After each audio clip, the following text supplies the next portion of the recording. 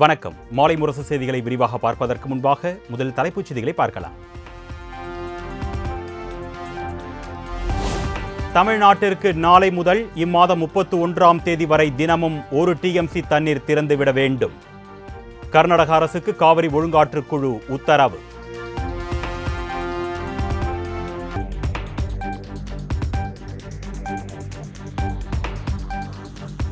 புதிதாக விண்ணப்பித்த 1,48,000 பேருக்கு மகளிர் உரிமை தொகை ஜூலை 15ஆம் தேதி முதல் வங்கிக் கணக்கில் வரவு வைக்கப்படும் என்று அமைச்சர் தங்கம் தென்னரசு அறிவிப்பு.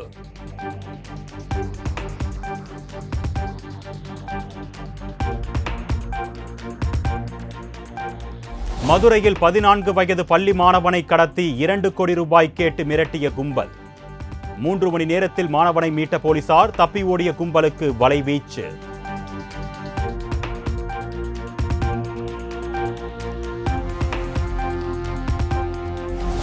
மதுரையில் 14 வயது பள்ளி மாணவனை கடத்தி 2 கோடி ரூபாய் கேட்டு மிரட்டிய மர்ம கும்பல்.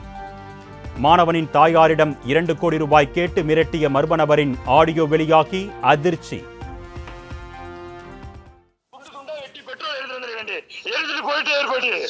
எப்பா 2 கோடி ரூபாய் நான் கையில் வச்சுக்கிட்டு இருக்கிறதுக்கா நான் 10,000 சம்பளத்துக்கு வேலைக்கு போய்க்கிருக்கேன். என்னங்கடா நீங்க எல்லாம் வரணும். 1 மணி நேரத்துல அந்த ரவுண்டா நான் வரணும். நீ வரல இல்ல உன் பின்னாடி எவனாவது வந்தான்னா என் போனை நான் ஆஃப் பண்ணிட்டு போயிட்டே இருப்பேன். நீ எங்க இருக்கான்னு கூட உன் பிள்ளைய பார்க்க முடியாது. 4 நாள் கழிச்சு எங்கேயாவது பணமா கிடப்ப. என்னை பத்தி விசாரிச்சேன்றீங்கல்ல, என்னை பத்தி முழுசா விசாரிச்சா தெரிஞ்சிருக்கும்லடா உங்களுக்கு நான் என்ன நிலைமையில இருக்கேன்னு.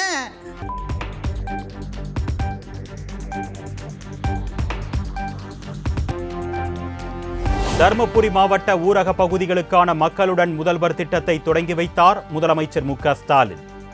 முடிவுற்ற திட்ட பணிகளையும் தொடங்கி வைத்தார்.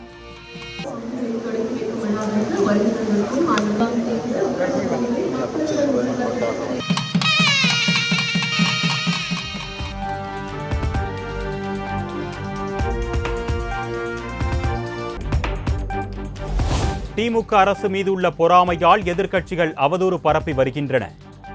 தருமபுரி மாவட்டத்திற்கான புதிய அறிவிப்புகளை வெளியிட்டு முதலமைச்சர் மு.க. ஸ்டாலின் பேச்சு.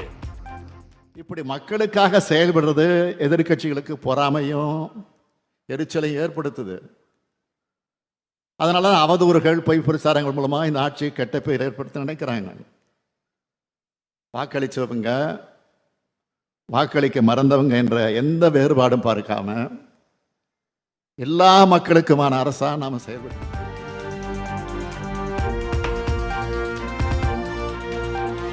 அரூர் பேரூராட்சி நகராட்சியாக தரம் உயர்த்தப்படும் என்று முதலமைச்சர் மு.க. ஸ்டாலின் அறிவிப்பு. 51 கோடி ரூபாய் மதிப்பீட்டில் அரூர் அரசு மருத்துவமனை மேம்படுத்தப்படும் என்றும் முதலமைச்சர் பேச்சு. 51 கோடி ரூபாய் செலவில் அரூர் அரசு மருத்துவமனையோட உட்கட்டமைப்பு வசதிகள் மேம்படுத்தப்படும். கடந்த சட்டமன்ற தேர்தல் பரப்புரையும் போது கொடுத்த வாக்குறுதியான தருமபுரி வெண்ணம்பட்டி சாலை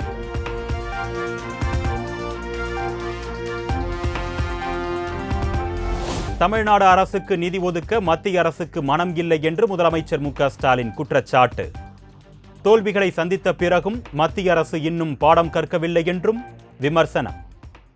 தமிழ்நாட்டில் தொடர் தோல்வி படுதோல்வி அடைஞ்ச பிறகும் அதிலிருந்து ஒன்றிய அரசு இன்னும் பாடம் கற்றுக்கல. தமிழ்நாட்டின் முக்கிய கோரிக்கையாக இருக்கக்கூடிய மெட்ரோ ரயில் போன்ற திட்டங்களுக்கு கூட நிதி ஒதுக்கி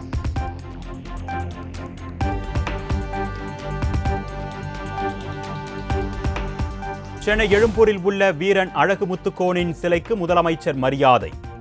314வது பிறந்த நாளை முன்னிட்டு திருவுருவ படத்திற்கு மலர் தூவி மரியாதை.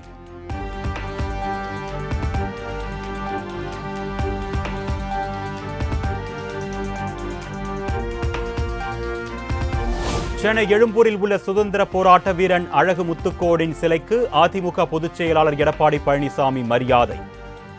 அதிமுக முன்னாள் அமைச்சர்கள் நிர்வாகிகளும் மலர் தூவி மரியாதை.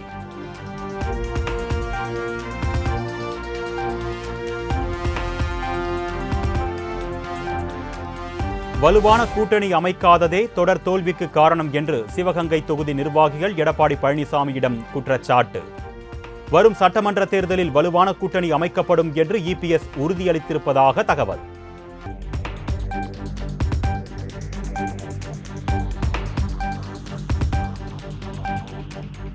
அதிமுகவில் ஓ பன்னீர்செல்வம் சசிகலாவை இணைக்க வேண்டும் என்று நிர்வாகிகள் வலியுறுத்தவில்லை.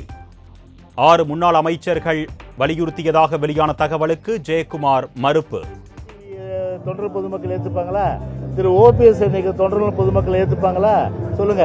ஓபிஎஸ் எப்படிப்பட்ட ஒரு கட்சிக்கு விரோதமான அந்த செயல் கட்சி தொண்டர்கள் முழுமையா ஏற்க முடியாத.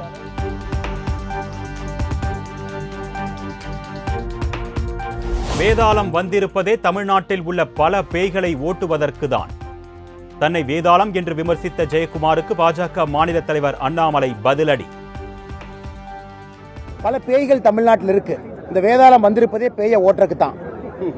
அதனால ஒரு பேயா ஓட்டிட்டு இருக்கேன். இந்த பேயை ஓட்டிட்டு திரும்ப அந்த பேய்க்கு வர்றேன். அதனால இத்தனை பேய் இருக்கிறதுனால ஒரே நேரத்தில் எல்லா பேயும் ஓட்ட முடியாது. ஒரு பேயா போய் தான் வரணும். ஏன்னா இந்த பேய்கள் எல்லாம் தமிழக மக்களை பிடித்த பீடைகளை போல இந்த பேய்கள் எல்லாம் மக்களை பிடித்து 70 ஆண்டு காலமாக வளர்ச்சி இல்லை.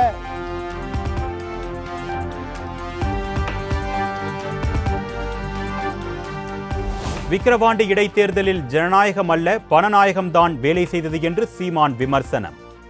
நாம் தமிழர் கட்சி நிர்வாகி சாட்டை துரைமுருகனை கைது செய்ய அழுத்தம் கொடுத்தது யார் என்றும் கேள்வி. சும்மா பழிகடா காவல்துறை அதிகாரிகளை.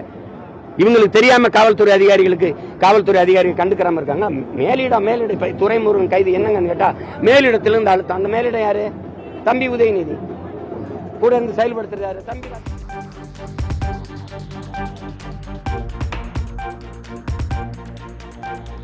உண்மையான அதிமுக தொண்டர்கள் திமுகவிற்கு வர வேண்டும்.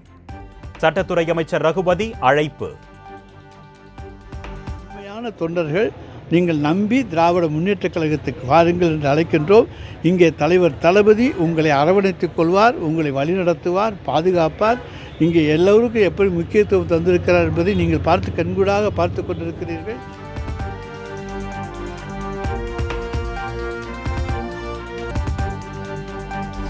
நீலகிரி, கோவை, திருப்பூர், தேனி, திண்டுக்கல் மாவட்டங்களில் இன்றும் நாளையும் கனமழைக்கு வாய்ப்பு. சென்னையில் அடுத்த 48 மணி நேரத்திற்கு மிதமான மழை பெய்யும் என்றும் வானிலை ஆய்வு மையம் தகவல்.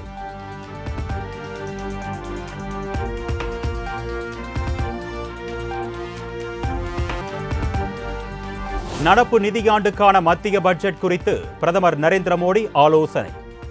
மத்திய நிதியமைச்சர் நிர்மலா சீதாராமன் மற்றும் பல்வேறு துறைகளின் உயர் அதிகாரிகள் பங்கேற்பு.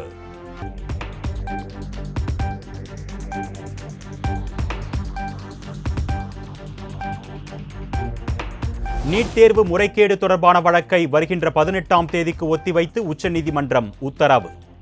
சிபிஐ நிலை அறிக்கை தாக்கல் செய்த நிலையில் ஒத்திவைப்பு.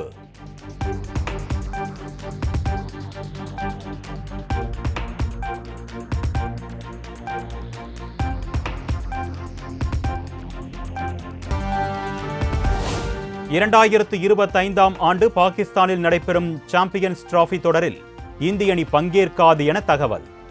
துபாய் அல்லது இலங்கையில் போட்டியை நடத்த ஐசிசியிடம் பிசிசிஐ கோரிக்கை.